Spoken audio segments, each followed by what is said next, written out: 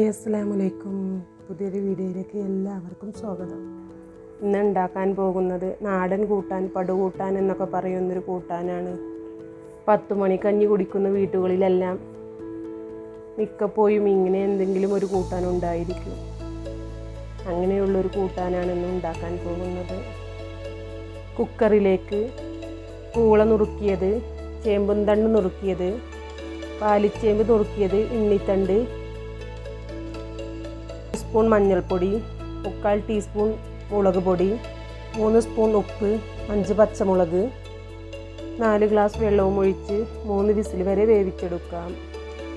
അതിലേക്ക് അരപ്പിനായി 1 മുറി തേങ്ങ, 4 അല്ലി വെളുത്തുള്ളി, 5 6 ചെറിയ ഉള്ളി ഒന്ന് അരച്ചെടുക്കാം. 3 വിസിലിന് ശേഷം കുക്കർ ഒന്ന് തുറന്നു നോക്കാം. നമ്മുടെ കപ്പയും ചേമ്പും തണ്ടുമെല്ലാം നല്ല വെണ്ണം വെന്ത് വന്നിട്ടുണ്ട്.